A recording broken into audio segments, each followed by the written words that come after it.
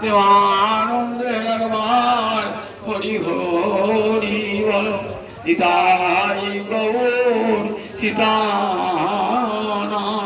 প্রেমানন্দে একবার হরি হরি বল নিতাই গৌর সীতানাথ। প্রেমানন্দে একবার হরি হরি বল। হইয়া ভক্তবৃন্দের চরণে আমার কোটি কোটি দণ্ডবত প্রণিপাত। পূর্ণ বৈশাখ মাস, মধুসূদন মাস। এই মাসে ধর্ম হল বৈশাখের দান। সবচেয়ে বড় দান হরিনাম দান, হরিকথা দান। এর চেয়ে বড় দান আর পৃথিবীতে হয় না। এ দান নিত্য দান, কখনো বিনাশ হবে না। অর্থদান নষ্ট হয়ে যায়, গোদান নষ্ট হয়ে যায়, কন্যাদান নষ্ট হয়ে যায়, কিন্তু হরিনাম দান চিরকাল অক্ষয় হয়ে থাকে। আজ এই পূর্ণ বৈশাখ মাসে, নিয়মসার মাসে শ্রী গোবিন্দের অমৃতময় লীলা কথা সামান্য আপনাদের সংক্ষেপে শোনাই। ব্রহ্মর্ষি ব্যাসদেবকে দেবর্ষি নারদ বলছেন যে দেখো ব্যাসদেব, এ তো ধ্যাত্র চিন্তানাং মাত্রাস্পর্শে ছয়ামুহু ভব সিন্ধু প্লবদিষ্ট হরিচর্যানু বর্ণনম। ব্যাসদেব ভগবান শ্রীহরির অবতার। ব্যাস নারায়ণ সাক্ষাৎ। পরাশর সত্যবতীর সন্তান রূপে পৃথিবীতে আসেন। যখন পৃথিবীতে জ্ঞান ভক্তি লোপ পেয়ে যায়, তখন ভগবান শ্রীহরি যুগে যুগে ব্যাস রূপে আবির্ভূত হয়ে আবার বেদ বিভাগ করেন। বেদের মর্ম সবাই বুঝতে পারবে না, তাই মহাভারত পুরাণ আদি রচনা করেন, বেদান্ত দর্শন রচনা করেন, ব্রহ্মসূত্র রচনা করেন। উদ্দেশ্য আবার জীবকে ভগবৎমুখী করা।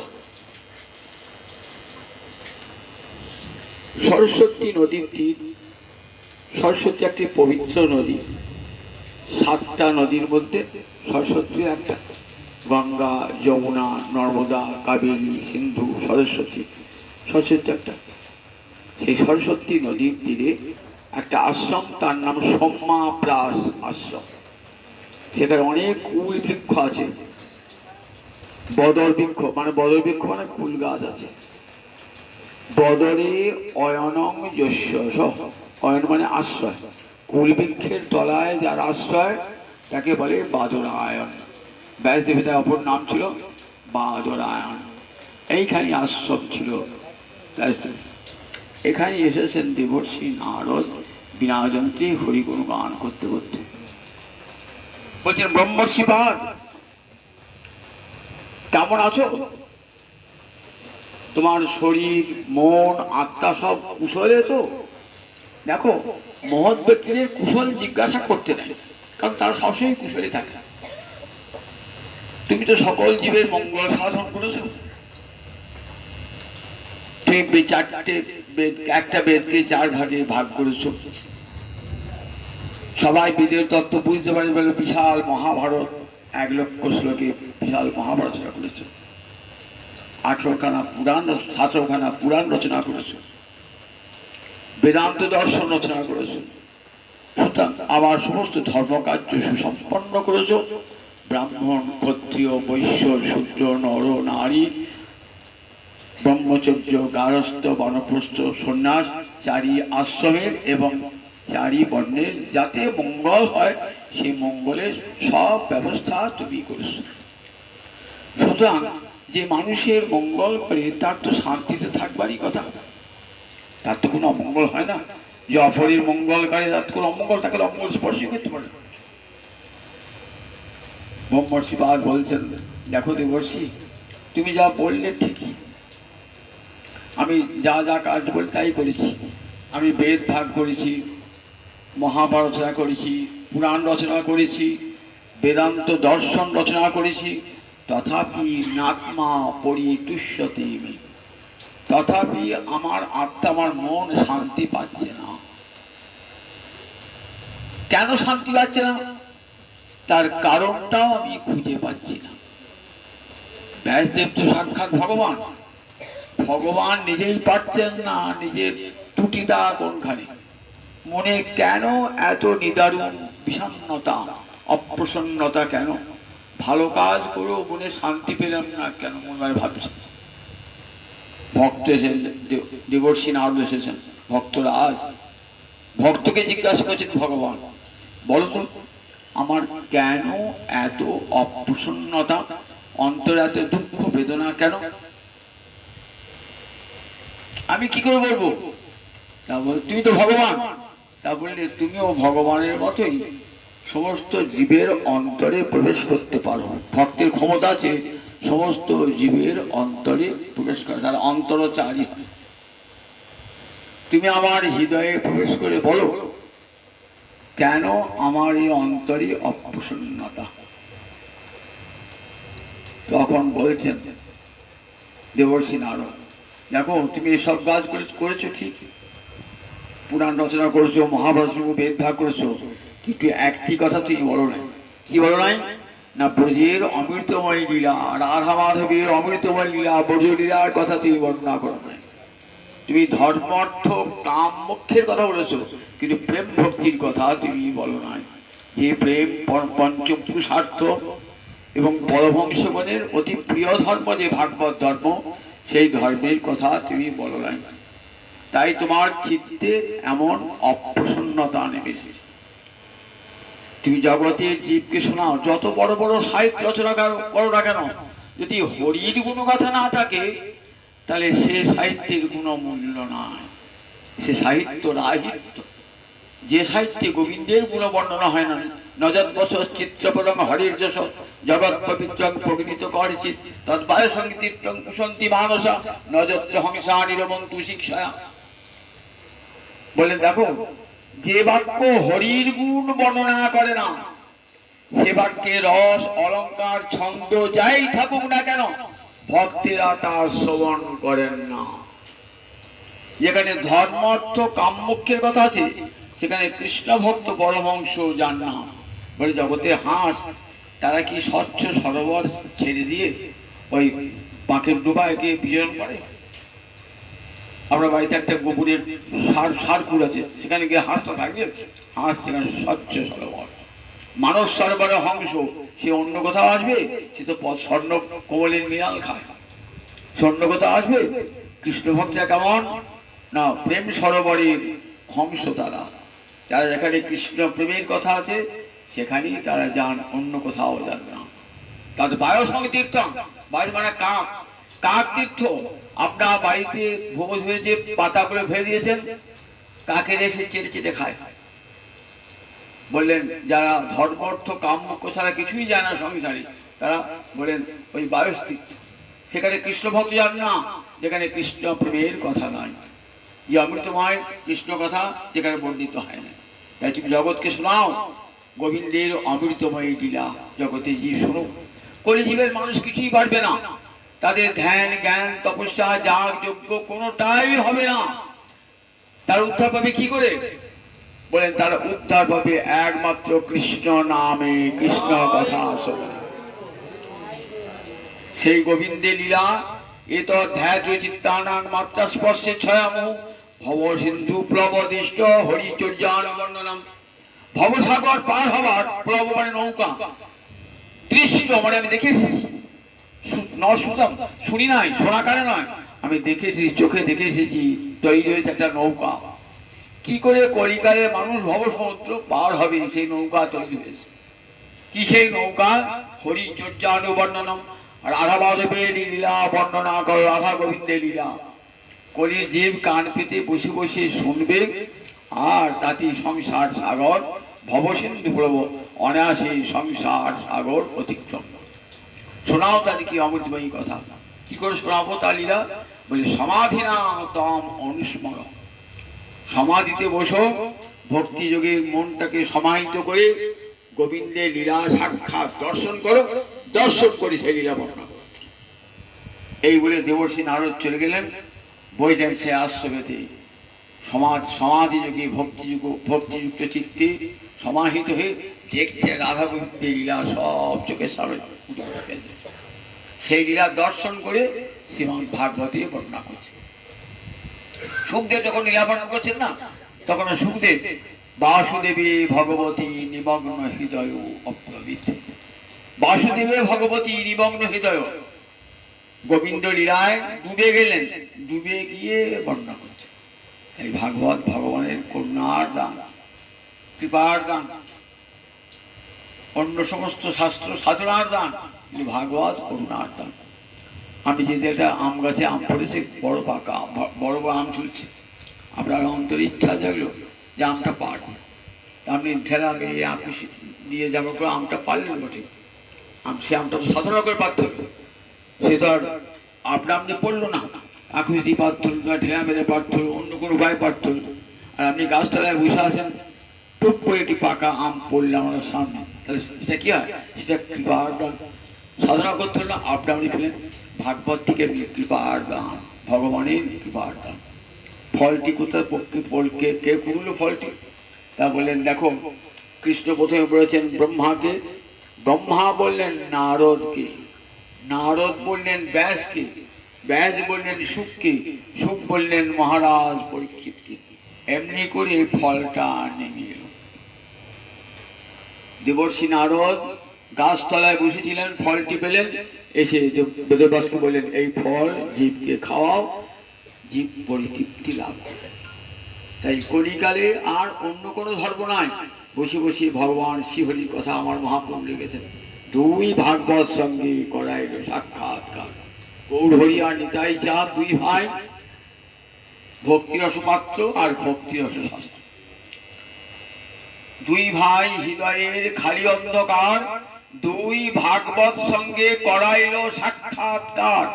চৈতন্য চৈতামৃতে কবিরাজ গোসাই পাদ বলছেন, দুই ভাই কে কে? নিতাই আর গৌর। সমস্ত জীবের হৃদয়ের অন্ধকার দূর করে কি করলেন? জীবের অন্ধকার দূর করে দুটি ভাগবতের সঙ্গে আমাদের সাক্ষাৎকার মানে পরিচয় ঘটিয়ে দিলেন। দুটো ভাগবত, এক ভাগবত ভক্তি রস শাস্ত্র, আর এক ভাগবত ভক্তি রস পাত্র। একটা হলো ভক্তি রসের শাস্ত্র শ্রীমদ্ ভাগবত, আর একটা হলো ভক্তি রসের পাত্র, অর্থাৎ যার হৃদয়ে ভক্তি রস থাকে। বলে ভক্ত সঙ্গে বসে হরিকথা আস্বাদন। বৈশাখ মাস বললেন শ্রীমদ্ হরিকথান ভাগবত সংবিদ্যা। বলে বৈশাখ মাসে সব কাজ করার মধ্যে একটা বড় কাজ কি? শ্রীমদ্ হরিকথান। বলে ভগবানের কথা শোনো, কিন্তু ভাগবত সংগত। ভক্ত সঙ্গে না বসলে আস্বাদন হয় না। ভক্ত যেমন আস্বাদন করে না, আমরা ইচ্ছা না থাকলেও পাশে বসে শুনবার ইচ্ছা আপনার ত্যাগ করতে। ভগবানের কতগুলি লীলা বললেন, বৃন্দাবন লীলা, মথুরা লীলা, দ্বারকা লীলা। কৃষ্ণ কংসকে বধ করেছেন, কংসের দুই পত্নী অস্থি আর প্রাপ্তি। বাবা জরাসন্ধকে গিয়ে জানালো যে কৃষ্ণ আমাদের স্বামীকে হত্যা করেছে। তখন জরাসন্ধ কি করলেন? জরাসন্ধ মগধের রাজা, ভয়ঙ্কর শক্তিমান রাজা, কি করলেন না মথুরা আক্রমণ করলেন। 17 বার মথুরা আক্রমণ করলেন। যতবার মথুরা আক্রমণ করেছেন ততবারই পরাজিত হয়েছেন। কোনো মতেই মথুরাকে জয় করতে পারেন না। এবার 18 বারের বার কাল যমনকে সঙ্গে নিয়ে এসেছেন। কাল যমন কে? মহামুনি গার্গের পুত্র, কিন্তু এক যবন পত্নীর গর্ভে তার জন্ম। এই যমন রাজ তাকে মানুষ করছিল, তাই তার নাম কাল যমন। সে বর পেয়েছিল শিবের কাছে। কি বর পেয়েছিল? শিবের কাছে বর পেয়েছিল যে তুমি যুদ্ধে অজেয়, তোমাকে যুদ্ধে কেউ জয় করতে পারবে না। এবার 18 বারের বার একদিকে জরাসন্ধ আর একদিকে কাল যমন মথুরা আক্রমণ করেছে। সারাশি আক্রমণ একবারে। কোন দিকে পালাবে? কৃষ্ণ বলরামকে রেখে দিয়ে চলে গেলেন কোথায়? দ্বারকায়। দ্বারকায় সমুদ্র মধ্যে এক বিশাল পুরী নির্মাণ করেছেন। সেখানে যারা থাকে তারা তাদের মর্তের মতন ক্ষুধা তৃষ্ণা লাগে না। বিশাল পুরী নির্মাণ করেছেন এবং মথুরার সবাইকে নিয়ে যাচ্ছেন কোথায়? মথুরার সকলকে, মথুরা যারা যাদব বংশী যারা, তাদেরকে নিয়ে যাচ্ছেন দ্বারকায়। সমুদ্রের মধ্যে পুরী, যাতে কেউ যেতে পারে এমন ভাবে করেছেন সুরক্ষিত রাখবার জন্য। কৃষ্ণ আছেন, বলরামকে রেখে দিয়ে এইবার কৃষ্ণ যাচ্ছে। কাল যেমন এত ভয়ঙ্কর হয়েছে, কাল যেমন বলে আমার সঙ্গে যুদ্ধে কেউ পড়ে উঠবে না, আমি তো যুদ্ধ আজও, আমার সঙ্গে যুদ্ধ করার লোক কই? তখন নারদ বলছেন তোমার সঙ্গে যুদ্ধ করবার লোক একটা আছে। কোথায়? দেখ কৃষ্ণ আছে, দেখবে কিরকম, তার চারটে হাত চতুর্ভুজ, এই উপাসনা করতে চতুর্ভুজ, গলায় বনমালা আছে দেখবে, বক্ষে কৌস্তুভ মণি আছে, বৈজয়ন্তী মালা আছে গলায় দেখবে, চোখ দুটো পদ্মের মতো, পদ্মের পাপড়ির মতো চোখ দুটি দেখবে, আর শ্যামবর্ণ পীতবসন, এই জানবে সে কৃষ্ণ। তাই বলে কৃষ্ণ ঠিক আছে। কাল যেমন কৃষ্ণকে চেনে না, কাল যেমন এসে কি করছেন দেখছেন, মথুরা থেকে বেরিয়ে যাচ্ছে, ঠিক নারদ যা যা বলেছেন লক্ষ্য করে মিলে যাচ্ছে, ঠিক শ্যামবর্ণ পরিধানী পীতবসন, গলায় বৈজয়ন্তী মালা দেখছেন, চতুর্ভুজ কৌস্তুভ মণি সব দেখছেন। তাহলে এই যে কৃষ্ণ হবে। কৃষ্ণ কাল যেমন দেখেছেন, কৃষ্ণ যেন ভয়ে পালাচ্ছে, এই ভাবটা ভয়ে পালাচ্ছে। আর কাল যেমন বলছে পালাচ্ছ কেন ঠাকুর, আমার সঙ্গে যুদ্ধ করো। এই ওরা কাছাকাছি হাত এসে পড়েছে, কাছাকাছি, তাদের ধরতে পারছেন কাছাকাছি। সুখদেব বলছে দেখো, গোবিন্দের কাছে থাকলেও গোবিন্দকে ধরা যায় না, তার স্বরূপ জানা যায় না। এই গোবিন্দের কাছে ইচ্ছে করে গোবিন্দ ধরতে পারছেন না, গোবিন্দ এগিয়ে যাচ্ছে। আর কাল যেমন পশ্চাৎ পশ্চাৎ যাচ্ছে। কাল যেমন বলছে আমার থেকে ভয় পালাচ্ছে কেন, পশ্চাৎ পশ্চাৎ ছুটছে। কাল যেমনকে হত্যা করবেন না কেন, শিবের কাছে শিব তো বর দিয়েছেন তুমি যুদ্ধে অজেয়, কেমন যুদ্ধ করবে না তার সঙ্গে, কেমন কৌশলে গোবিন্দ তাকে হত্যা করবেন। দেখুন এই বলে কৃষ্ণ প্রবেশ করেছেন কোথায়? একটা গুহার মধ্যে প্রবেশ করেছেন। কাল যেমন ঘুরতে ঘুরতে ঘুরতে সেই গুহাটায়, এই গুহাতে কৃষ্ণ আছে। গুহায় ঢুকে দিয়েছে, কোথায় কৃষ্ণ? দেখছেন একটা লোক শুয়ে রয়েছে, বলে এই কৃষ্ণ বটে, আমাকে দেখে ছদ্মবেশ ধারণ করে শুয়ে আছে। কি করলেন? সঙ্গে সঙ্গে পদাঘাত, যেই পদাঘাত করলেন তার ঘুম ভেঙে গেল। ঘুম ভাঙার সঙ্গে সঙ্গে তাকিয়েছেন একবার কটমট করে, আর সেই নয়নের অগ্নিতে কাল যবন একবারে পুড়ে ছাই। যেই কাল যবন পুড়ে ছাই, তখন শ্রীকৃষ্ণ সাক্ষাৎ দর্শন দিচ্ছেন ওই মানুষটি। মহারাজ প্রকৃতি বলছে কে সেই মানুষ যে ঘুমিয়েছিল, তার পরিচয়টা শুনি। গুহা থেকে ঘুমিয়েছিল কে? বলে শোনো মহারাজ, কে জানো? উনি ইক্ষ্বাকুকুলের জন্মনাথ, ওনার নাম মহারাজ মান্ধাতার পুত্র, নাম মুচকুন্দ রাজা। মুচকুন্দ রাজা মান্ধাতার পুত্র, ইক্ষ্বাকু বংশে জন্মেছিলেন। ঘুমোচ্ছে, ত্রেতা যুগ থেকে ঘুমাচ্ছে, একটা যুগ কেটে গেছে, দাপর যুগে শেষ এসে গেছে, তখনও ঘুম ভাঙে না। কোথায় গিয়েছিলেন? স্বর্গে গিয়েছিলেন। তখনকার যারা পরাক্রমশালী রাজা না, এই মর্তে স্বর্গের দেবতারা তাদেরকে নিয়ে যেত, অসুরের সঙ্গে যুদ্ধ বাধ্য তাকে নিয়ে যেত। তখন নিয়ে গিয়েছেন কোথায়? ওই মুচকুন্দ রাজাকে নিয়ে গেছেন স্বর্গে। সেখানে মুচকুন্দ রাজাকে স্বর্গে নিয়ে গেছেন, দেবতাদের হয়ে যুদ্ধ করেছেন, অসুরেরা পরাজিত হয়েছেন। পরাজিত দেবতারা পরম সুখেতেই আছে, দেবতারা পরম সুখে দেবতারা রয়েছে। দেবতার যুদ্ধ তো হয়ে গেছে, এইবার অনেকদিন কেটে গেছে। বলছেন শোনো রাজা, তুমি তো আমাদের পরম উপকার করেছো, তা দেখো তুমি এখন মর্তে ফিরে যাও কি? তো বলে হ্যাঁ, আমি তো মর্তে ফিরে যাই, সেখানে আমার স্ত্রী পুত্র সব আছে। বলে কেউ আর নাই, সে তো কালো কবলিত হয়ে গেছে, গতকাল কেটে গেছে। স্বর্গের সময়ের সঙ্গে তো আমাদের সময় মিলবে না, স্বর্গের কালের সঙ্গে মিলবে কেন? মিলবে বলুন দেখি।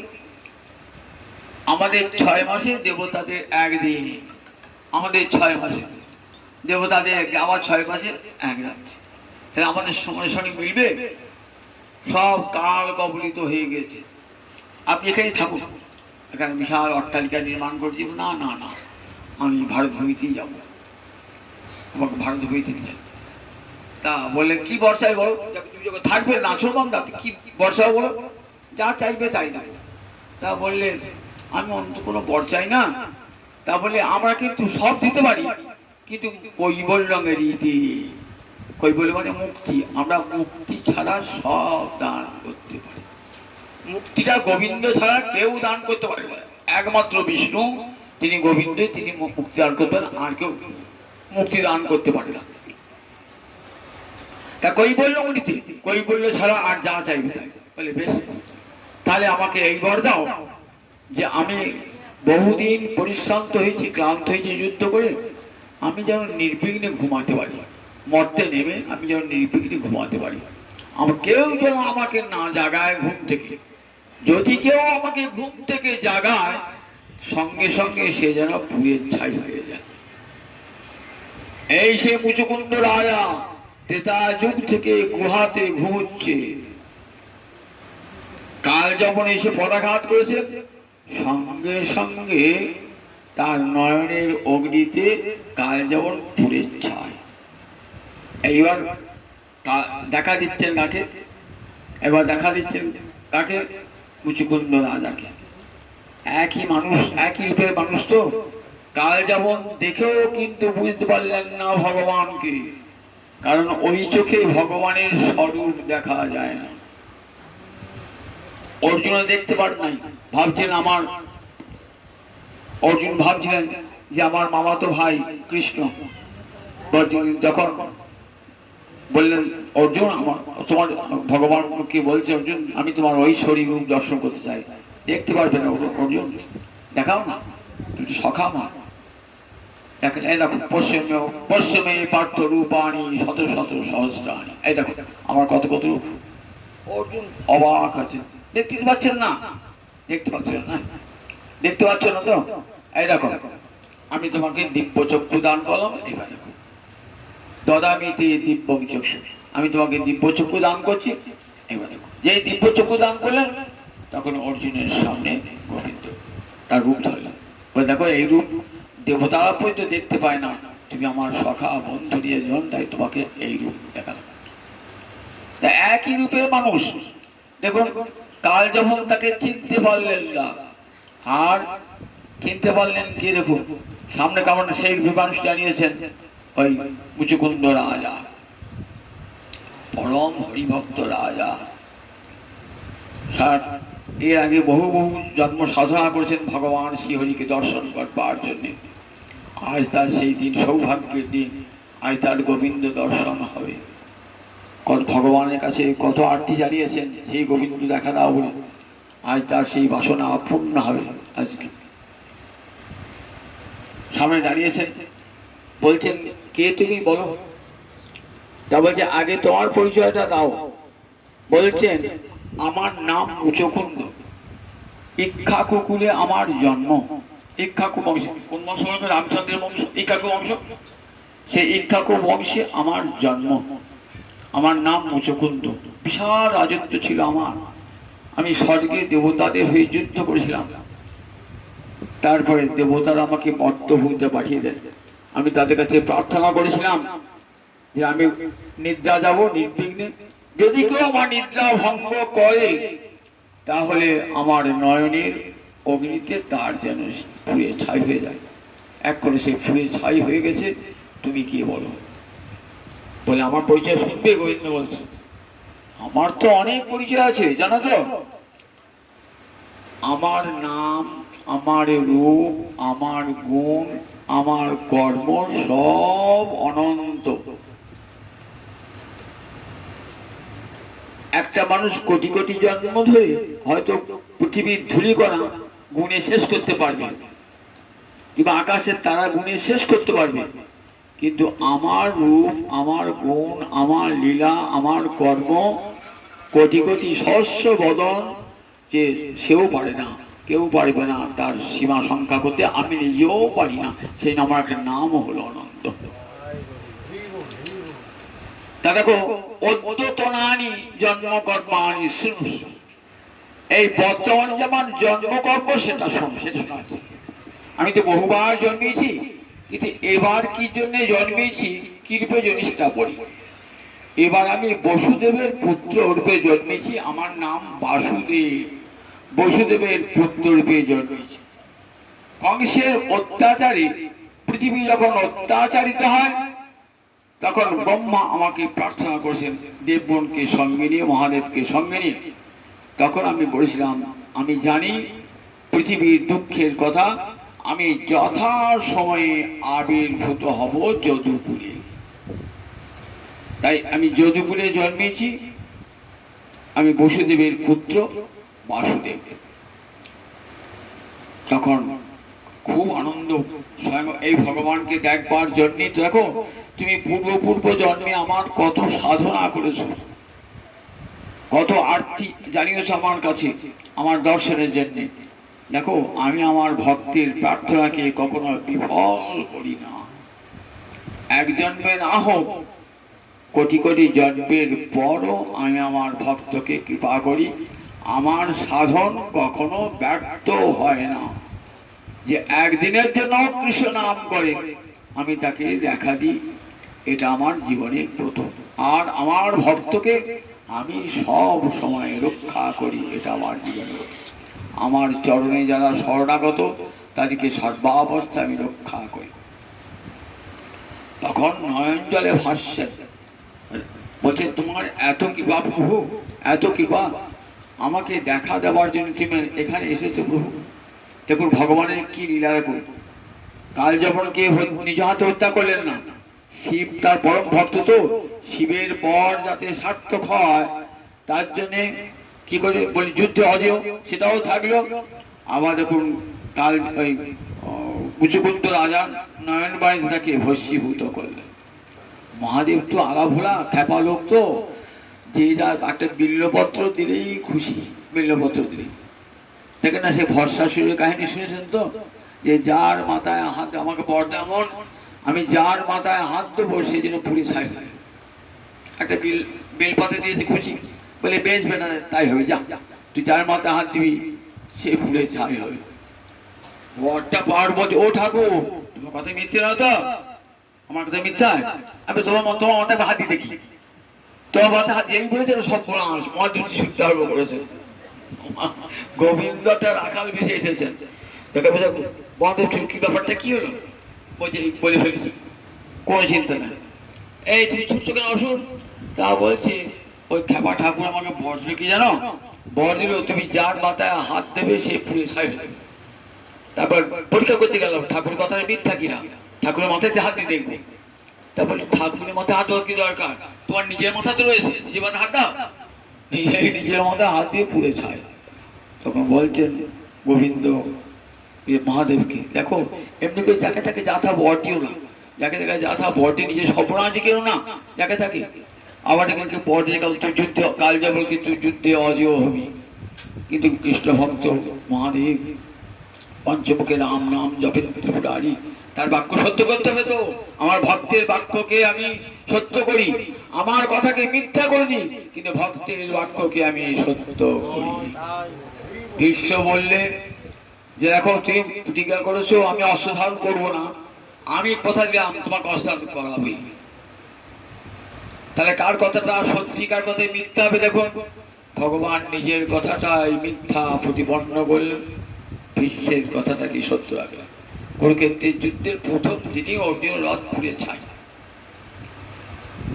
ভীষ্মের দিকে ধেয়ে যাচ্ছেন, রথের চাকাটা ধরতে, হাতে তো অস্ত্র নাই, নিরস্ত্র যুদ্ধ করেছেন, তো রথের চাকায় সুদর্শনের শক্তি সঞ্চার করেছেন, সেই রথের চাকা নিয়ে ছুটছেন। দেখুন ভীষ্ম খুব আনন্দ, তুমি কত বড় ভক্তবৎসল প্রভু, আমার বাক্যকে সত্য করলে তোমার বাক্যকে মিথ্যা। ভীষ্ম তখন নির্জান হয় না, ভীষ্ম তখন সব বলছেন যুধিষ্ঠির আদি পাণ্ডবগণকে, জানো এই গোবিন্দ কত দয়ালু, আমার বাক্যকে সত্য করবার জন্য নিজের বাক্যকে মিথ্যা করেছেন। বলেছেন অস্ত্র ধারণ করবো না, আর আমি বলেছি অস্ত্র করাবই। আমার কথা থাকলো, গোবিন্দের কথা মিথ্যা হয়ে গেল। দেখেছো এমন ভক্ত বছর, আমার ভক্তের বাক্য যেন কখনো মিথ্যা না। শিব বলেছেন তো কাল যবনকে যুদ্ধে অযোধ্যায় যুদ্ধ করলেন না, উদ্দেশ্য আমার ভক্তের বর সত্য হোক। কাল যবনের নয়নান্বিতে ভস্মীভূত করলেন, নিজের পাপে সে বিনাশ প্রাপ্ত হয়ে গেল। এইবার মুচুকুন্দ রাজা স্তুতি করেছেন, অপূর্ব স্তুতি।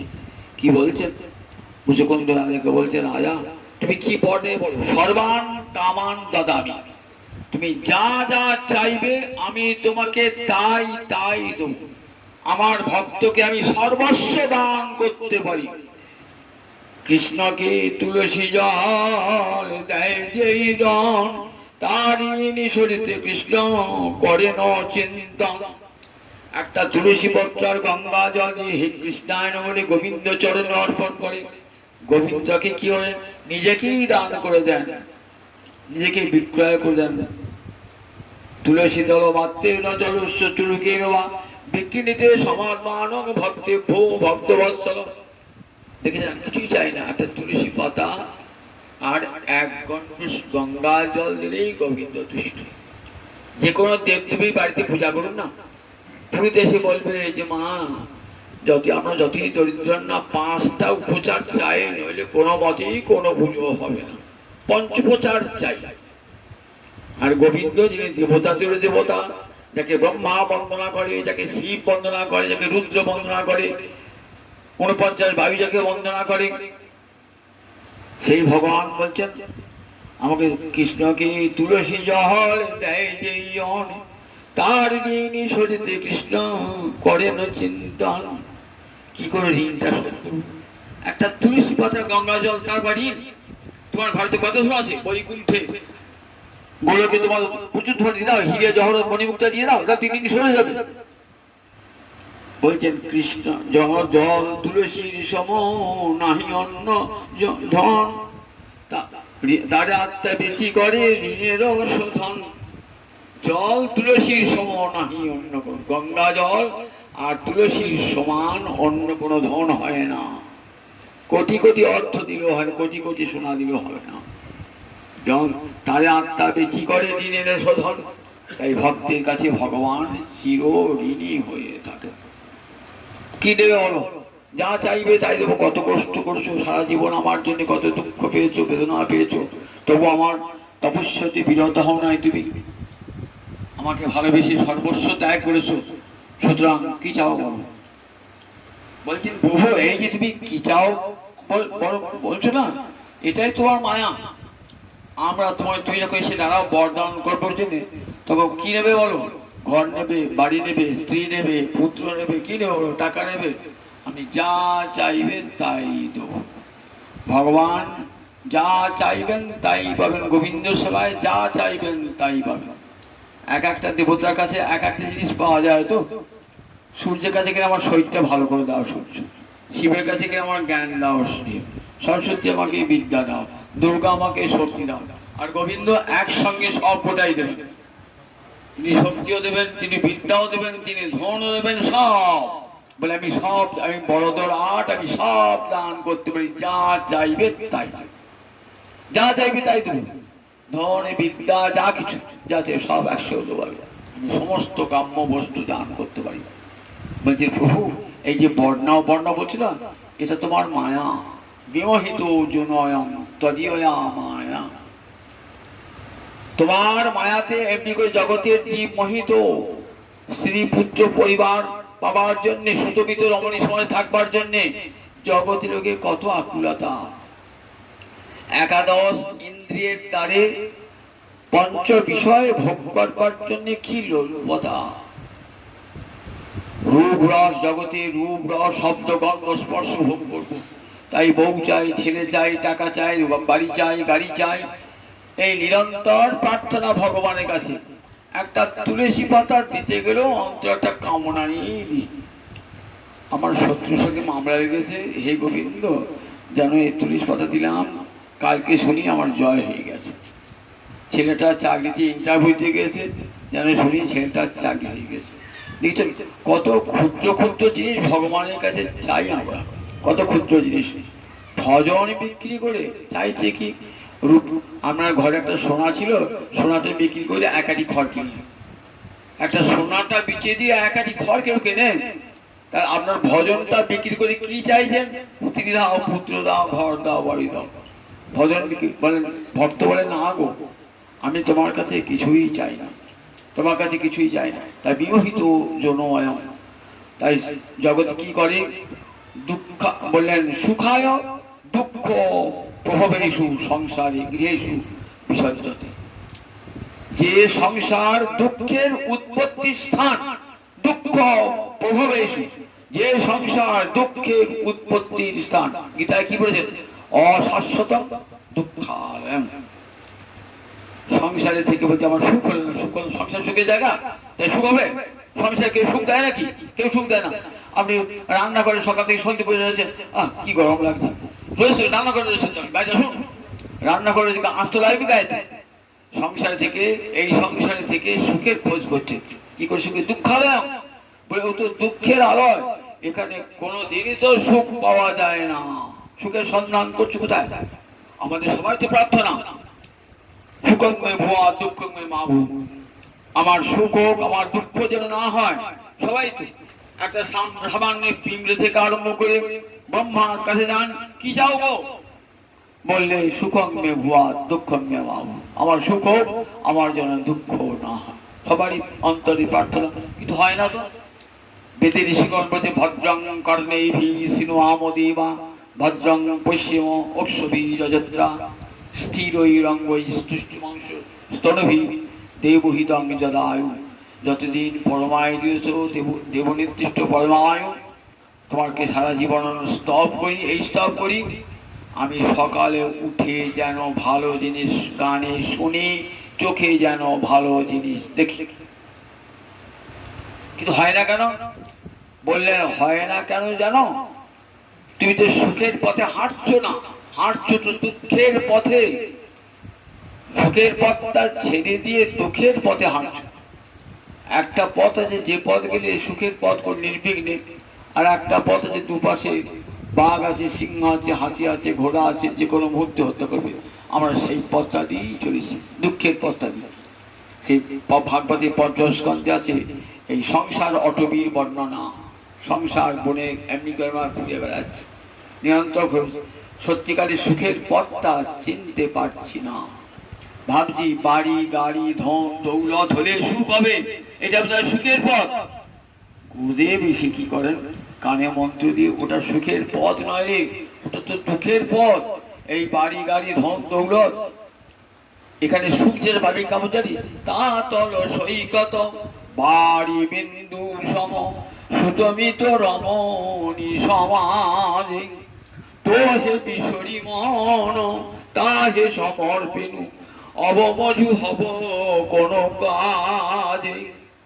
মিথিলার কবি বিদ্যাপতি জীবন সায়নে বৃত্ত বছর 90 বছর 90 বছর বয়স, 100 বছর বেঁচেছিলেন। জীবন প্রান্তে বলছেন, কি বলছেন? তা তল সৈকত বাড়ি বিন্দু সম। সংসারে স্ত্রী পুত্রের সঙ্গে থেকে আমার একটু সুখ পাই বটে, সেই সুখটা কেমন জানেন? বৈশাখ মাসে জ্যৈষ্ঠী মাসে ভয়ঙ্কর খরা, বালুকা রাশি যাচ্ছেন, পথ হাঁটছেন তো পায়ে পা ফুটে যাচ্ছে, মাথায় ছাতি ফুটে যাচ্ছে, চারিদিকে আগুনের ঝালাস লাগছে। এক ফোঁটা যদি বৃষ্টি পড়ে কি আরাম হলো। কতক্ষণ থাকলো? ওই বৃষ্টিটা পড়ার সঙ্গে সঙ্গেই বালুকা টেনে। আর পেলেন কি সংসারের সুখটা ওই রকম। তা তবে সৈকত তপ্ত মরুভূমি, তপ্ত বেলাভূমিতে বাড়ি বিন্দু সময় এক বিন্দু বাড়ি পড়ে যাবার সঙ্গে সঙ্গে শুকিয়ে যায়, তেমনি সুতমিত রমণী সমাজে পত্নী পুত্রের কাছে থেকে, অর্থবিত্তের কাছ থেকে সামান্য সুখ পাওয়া যায়, 5 দিনের সুখ পাওয়া যায়, অনন্তকালীন সুখ কোনোদিনই পাওয়া যায় না। তো হে বিষয়ী মন তা হে সমর্পিনু। সংসারে এসেছো বটে, গোবিন্দ ভজন করো। সংসার এসে কাকে ভজনা করলাম? স্ত্রীকে ভজনা করলাম, পুত্রকে, তাদের মনস্তুষ্টি করবার জন্য আমি সারাটা জীবন খাটলাম। চপল সুকল লাগে বিফলে জীবনটা কাটালাম। দিন রাত্রি কাটিয়েছি কি করে? দেখুন, দিন রাত্রি কাটিয়ে সকাল থেকে সন্ধ্যা পর্যন্ত পরিশ্রম করছি, রাত্রিও নিদ্রা যায় নাই, ভোরে উঠে অফিস ছুটছি, অফিসে দেরি হয়ে যায়, মাইনে কেটে নেবে। আবার বাড়ি ফিরছি 12টার সময়, রাত 12টার সময়, তখন যদি হাত কোনো হাত মুখ ধুয়ে যদি খেয়ে নিয়ে 2 ঘন্টা 3 ঘন্টা আবার ভরে ছুটছে, এই পরিশ্রম করছে অর্থ উপার্জনের জন্য। কিন্তু বিনিময়ে কি পেলেন দেখুন, যখন জীবনের অন্তিম কাল তখন আপনি অসহায় হয়ে গেছেন, কেউ আপনার পাশে নাই, স্ত্রীও নাই, পুত্র নাই, স্বজন নাই, আত্মীয় নাই, কেউ নাই।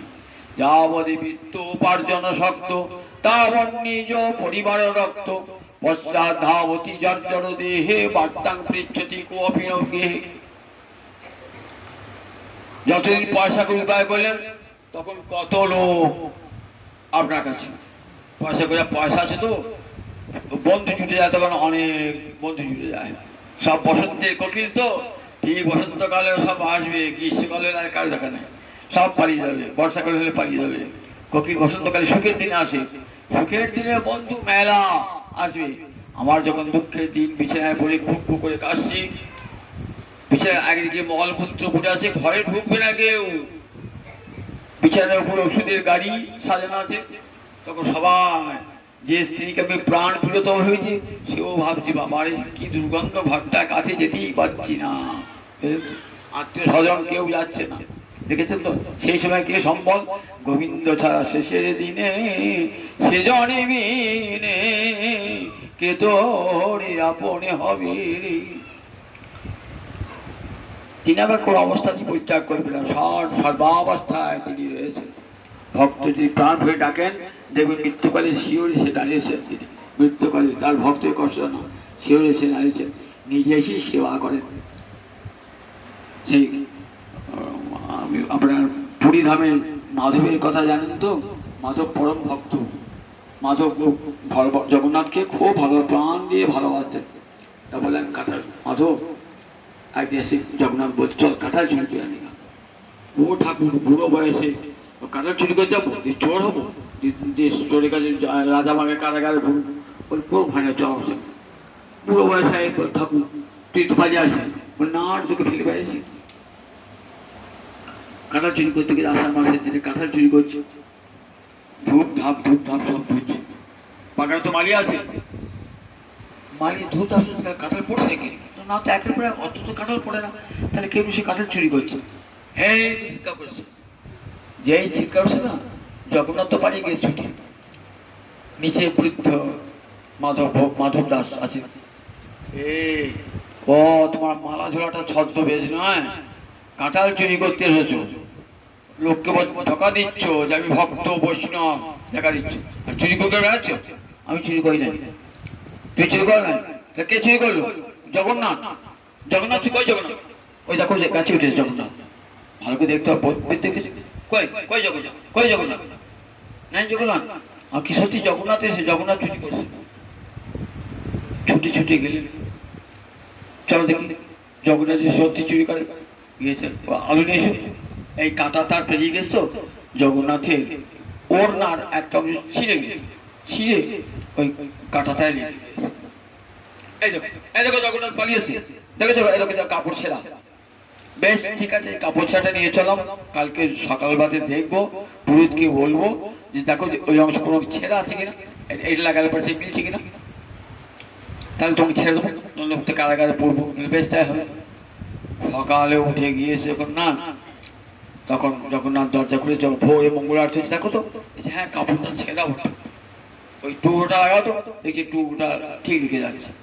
তখন তো সবাই যারা ধরে নিয়ে গেছিলেন গাল দিয়েছিলেন না, তারা তো হাওয়া করে কেঁদে মাধবের চরণে পড়েছিলেন। মাধব আর থাকলেন না পুরীতে, কেন থাকলেন না? আমার যশ হবে, প্রতিষ্ঠা হবে, লোকে আমাকে প্রণাম করবে, আমার আর ভজন হবে না। চলে গেলেন, একবার বহু দূরে চলে গেলেন। বয়স হয়েছে, জগন্নাথের ভজন করেন, বৃদ্ধ বয়সে আমার সবাই রোগ হয়েছে, বারবার সবজি যাচ্ছে, বারবার পায়খানা যাচ্ছে, বারবার যাচ্ছে, বুঝেছেন তো, আর জলটা নেবার ক্ষমতা পর্যন্ত না। একটা লোটা ঘটি, ছোট ঘটি রেখে দিয়েছেন, যদি কেউ যায় তার বলবে একটু জল এনে দাও গো, জমিয়ে আলি রেখে দিয়েছে। কিছুক্ষণ পরে দেখছেন যে কে যেন পিছনে জল ঢালছে, তাকিয়ে দেখছি জগন্নাথ স্বয়ং পিছনে জল ঢালছে। ও ঠাকুর, এই হীন কাজ করে নাকি, এই হীন কাজ করছো কেন? আমার রোগটা সারিয়ে দাও, আমার রোগটা সারিয়ে দাও, হিংসা তুমি করছো কেন? না লক্ষ্মী কি বলবে? বললেন, দেখ মাধব, রোগটা আমি এক মুহূর্তেই সারিতে পারি, কিন্তু কেন সারাই না জানিস? আমি তো সেবা করার সুযোগ পাই না। ভক্তের রোগ আছে বলি সেবা করার সুযোগটা আমাকে দে। আমার তো সেবা করেছি সারা জীবন, এবার আমি তোর সেবা করি। দেখেছেন তো শেষের দিনে কে দাঁড়িয়েছেন সেবা করবার জন্যে? কবি স্বয়ং জগন্নাথ এসেছেন সেবা করবার জন্যে। ভক্ত, যে ভক্ত সারা জীবন কৃষ্ণ নাম করেছেন, দেখবেন ভগবান শ্রীহরি নিজে ওই ভক্তের সামনে দাঁড়িয়েছে এসে। তাই দেখুন, অথচ ভক্ত গোবিন্দকে একটু ভালোবাসতে পারলাম না, এমন দুর্লভ। এখানে বলছেন, এখানে বুঝে করল দুর্লভ লব্ধা দুর্লভ মানবং জন্ম, অবিকলাঙ্গ মানব দেহ পেলাম, সুন্দর দেহ পেলাম। অন্যান্য দেহ তো অন্যান্য দেহ বিষয় ভোগ হয়, আমি যে শুকর দেহ পেতাম বিষয় ভোগ হতো না, সেখানে আমার পত্নী পুত্র সবই হতো। কিন্তু মানব দুর্লভ, মানব দেহ ছাড়া কৃষ্ণ ভজন হয় না। এমন সুদুর্লভ সুন্দর মানব দেহ দিলে, দেহটা কি শুধু মনে রাখলে? দেহের ভিতরে দেহি আছে, তার কথা একবারও চিন্তা করে না। কেন দেহটা আছে? রূপের গর্ব করছো, অহংকার করছো, তোমার রূপটা কেন?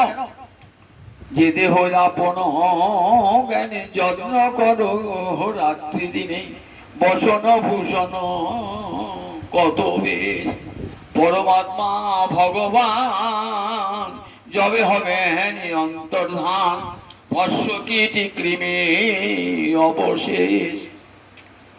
দেহটাকে আদর করছেন তো, সাজাচ্ছেন, কোয়াচ্ছেন, কিন্তু দেহটা আদর কতদিন? যতদিন পরমাত্মা ভগবান শ্রীহরি জীবাত্মা রয়েছেন ততদিন। যেদিন চলে গেল দেহটা, আপনার রূপের গরিমা, আমার বংশের গরিমা, আপনার অর্থের গৌরব সব ধ্বংস হয়ে গেল। ওই শ্মশানে এক মুঠো ছাই হয়ে পড়ে থাকবে। আমি ব্রাহ্মণ, আপনি চন্ডাল, আমি রাজা প্রজা, আর কোনো ভেদ রইল না। মৃত্যুতে সবাই এক, মৃত্যু সবাই এক। অলকার অধিপতি কুবের, তার তো বড় অহংকার। আমি অলকার ধনবতী, স্বর্গের কোষাধ্যক্ষ, খুব অহংকার। তা একদিন একটা চিত্র করে, ছবি আঁকবার জন্য একবার খুব নাম চিত্র করে, তখন ডেকে নিয়েছেন কুবের, একটা ছবি আঁকো তো, সুন্দর ছবি আঁকবে, যে ছবিটা চিরকাল পরে থাকবে। বলে ঠিক আছে রাজা, আমি ছবি এঁকে দেবো। একটা ছবি এঁকে রাজার কাছে নিয়ে গেছে। সেই ছবিতে কিচ্ছু নাই, দুটো হাড় পুরো আছে, আর এমনি সাদা, শ্মশানের মতো চিহ্ন আছে। কি এঁকেছে গো? তা বলছে শ্মশান এঁকেছি। শ্মশান? এই দুটো হাড় কার? বলছে এই একটা আমার পিতার, আর একটা কুকুরের হাড়। কুকুরের হাড়? আমার বলছে হ্যাঁ, আপনি কুবের বলে অহংকার করছেন তো, শ্মশানে আপনার হাড়টা যেখানে, ওই মরা কুকুরের হাড়টাও সেখানে থাকবে, কুকুর হাট সেখানে থাকবে। অত কত অহংকার! আমি কুবের, ধনপতি কুবের, তুমি দরিদ্র মানুষ, তোমাকে শ্মশানে সবাই তখন এক হয়ে যায়, শ্মশানে সব শেষ, ভস্য কীট কৃমি অবশেষ। এমন রূপের অহংকার করছেন, সঙ্গে সঙ্গে আমার একটা কঠিন রোগ হয়ে গেল, কোথায় রূপ ঝলসি চলে গেল। তারপর দেখলেন কি হলো, দেহটা এক মুঠো ছাই হয়ে গেল, আর দেহ এমন সুন্দর মানব দেহ কৃষ্ণ ভজনের, ভগবত ভজনের জন্য। জানতে হবে যে মানব দেহ ভগবানের করুণার দান, এটা বেশি দিন থাকবে না। এই দেহটি আমাকে ভজন সেরে নিতে হবে, যাতে আমার পরজন্মের সুযোগ পাই কৃষ্ণ বলবার। জীবনের প্রথমতি যেন হা কৃষ্ণ বলে কাঁদতে পারি, এমন ঘরে জন্ম দিও যেন সে ঘরে বসে হা কৃষ্ণ বলে কাঁদিতে পারি গো। আমায় এমন ঘরে জন্ম দিও যেন হা কৃষ্ণ বলে কাঁদিতে পারি, হা গৌর বলে নিতাই বলে কাঁদিতে পারি, হে এমন কুলে জন্ম দিও প্রভু। এই প্রার্থনা ভগবানের কাছে করুন, এমন কুলে জন্ম দাও, সেই কুলে যেন জীবনের প্রথম থেকে হা গৌর হা গোবিন্দ বলতে পারি। অনেক জীবনে একটা সময় কেটে গেছে, যেটুকু সময় পেয়েছে সেটুকু সময় কাজে লাগাও, যা গিয়েছে গিয়েছে, সেটুকু সময় কাজ। ক্ষণকাল যদি বলছে সজ্জন সংগঠিত হয় কেন, বলছেন আমাদের মুচুকুন্দ রাজা, বলছেন ব্রহ্মাণ্ড ভমিতে ভমিতে কোন ভাগ্যবান জীব গুরু কৃষ্ণ প্রসাদে পায় ভক্তিলতা। সংসার সাগর চলতে চলতে যদি গুরু সৎসঙ্গম জ্বর হি ভবে, সাধু সঙ্গ যদি ঘুরে ঘুরে যায়, তদা পরাবরে শীতই জায়তে মতি। তখন পরাবরের ঈশ্বর ভগবান গোবিন্দে মতি জন্মায়। সাধু সঙ্গ ছাড়া কৃষ্ণে মতি জন্মাবে না। আপনি একটা বিষয়ী কাছে যান, বিষয়ী ব্যক্তি তাস খেলাচ্ছে, তবু ভাগবতের আসরে আসবে না, কীর্তন শুনতে আসবে না, সে বসে বসে আড্ডা দিয়ে পাঁচজনের সঙ্গে আসবে না। তাই বলে না বিষয়ী সঙ্গ করো না, তাতে কি হবে, জীবনের শেষ। অনেক মানুষ তো রিটায়ার্ড মানুষ, বৃদ্ধ হয়ে গেছে, এই শুধু বসে আপনি হরি কথা যাও বললে পারেন, শুনতেও পারেন, কিন্তু দেখুন বসে বসে কোথায় ওই স্টেশনের প্ল্যাটফর্মে বসে নয় বাড়ির দৌড়ে বসে কি কথা, কত পেনশনটা কত বাড়লো, ডিএটা বেড়েছি কিনা, আর কোনো চিন্তা নাই। হ্যাঁ তোমার স্ত্রী পুতো ভালোবাসতো, দুপুরে খেতে দেন, ওই চিন্তা, আর অন্য কোনো কথা নাই। হরি কথা নাই, হরি কথা শুনতেও ভালোবাসেন না, আর কে করলেও বিরক্ত করুন। এমন সুদূর মানব জন্মটা পরে যেন কুকুরে জন্মাবি, তো ভোগ করবার জন্য এসেছিস, ওই কুকুরে দেহ তো ভোগ হবে, কুকুরের দেহ তো ভোগ হবে। এখন মানুষ বলে অহংকার, গোবিন্দ কার জন্য অহংকার, গোবিন্দ আমার করুণা করে মানব দেহটা দিয়েছেন বলে, অথচ সেই গোবিন্দকে একদিনও ডাকলাম না। এ ধন যৌবন পুত্র পরিজন ইথে কি পরতিত আছে রে। ধন যৌবন পুত্র পরিজন এদিকে কখনো বিশ্বাস করো না, ইথে কি পরতিত আছে রে। তাই ভগবানকে যখন বললাম মানব জন্ম পেয়েছি, তখন সাধু সঙ্গ করো। সৎসঙ্গম জ্বর হি ভবে, যদি একবার জীবনের সৎসঙ্গম হয়ে যায়, সাধু সঙ্গে যায়, জীবনের মোড় ঘুরে যাবে, দেখবেন জীবনটা পরিবর্তিত হয়ে গেছে। কত দুঃখে কষ্টে সংসার, আর আমার সংসার দুঃখকে দুঃখ বলে মনেই হবে না। যাদিকে আপনজন ভাবছিলাম, তাদেরকে আর আপনজন বলে মনেই হবে না। কোথায় এরা আপনজন, গোবিন্দ আমার আপনজন নিজজন, এই বোধ হবে। তখন দেবে সংসারে দুঃখের আঘাত আঘাত স্পর্শই করতে পারবে না। তাই বলে সৎসঙ্গম জ্বরই হবে, যে সৎসঙ্গ হয়ে সাধুসঙ্গ হয়ে যায়, বরাবরে সে তো এই যায় অতি মতি। তাই প্রভু আমি আর রাজ ঐশ্বর্য কিছুই আর চাই না, তুমি আমাকে বর দিয়ে চাইছো তো, যা চাইবে তাই দেবে, আমার আর কোনো প্রার্থনা নাই। আমি তো রাজা ছিলাম, আমার বহু ঐশ্বর্য ছিল, ইক্ষ্বাকু বংশের রাজা, কত নাম ডাক যশ অর্থ বিত্ত সব ছিল আমার, কিন্তু এখন তো আমার কিছুই নাই প্রভু, কিছুই নাই।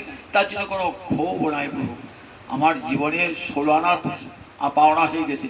আজ তোমার দর্শন পেয়েছি প্রভু, সব পাওয়া হয়েছে প্রভু, তোমাকে পেলেই সব পাওয়া হয়ে যায়। আমাকে আশীর্বাদ করো যেন আমি তোমার চরণ সেবা, পাদ সেবনার বিনা রীতে, পাদ সেবনার রীতে আর আমি কিছু কোনো প্রার্থনাই করি না।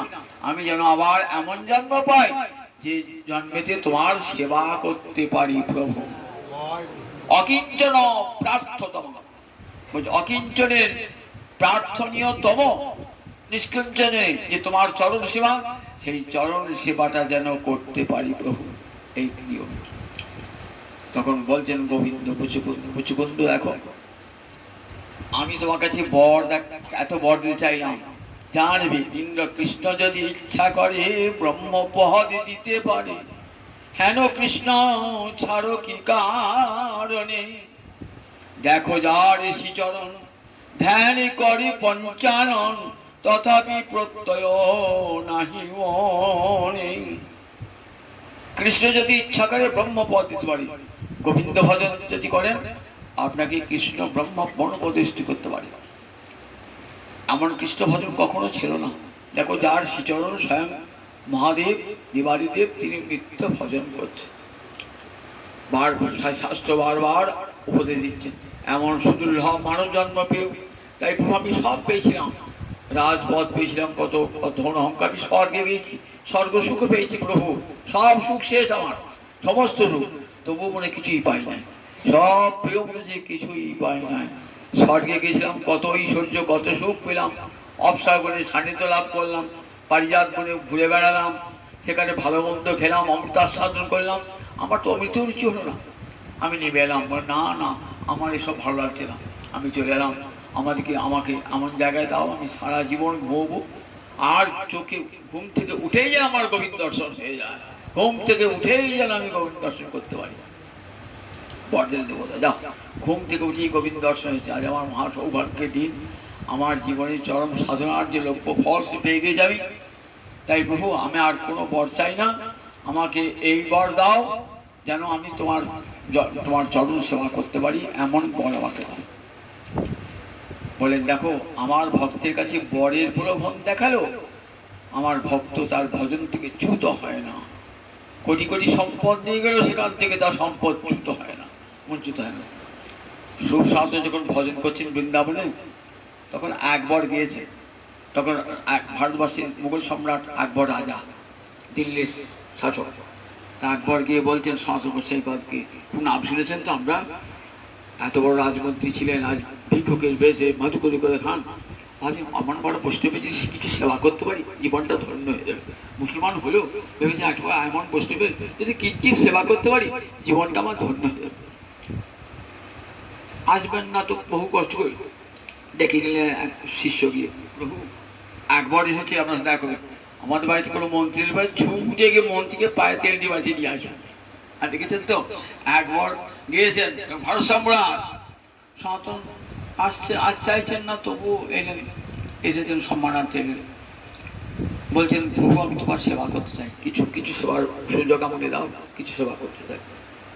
তা বলি সেবা করতে আমার তো কোনো অভাব নাই, কি দিয়ে কি সেবা করবেন আমাকে? আমার বড় ইচ্ছা অন্তরে, না আমার তো কোনো অভাব কিছু নাই, সেবার টুকটুক আমার কিছু নাই। তা বললেন একটু সেবা করার সুযোগ দেবেন না আমাকে? তা বললেন ঠিক আছে।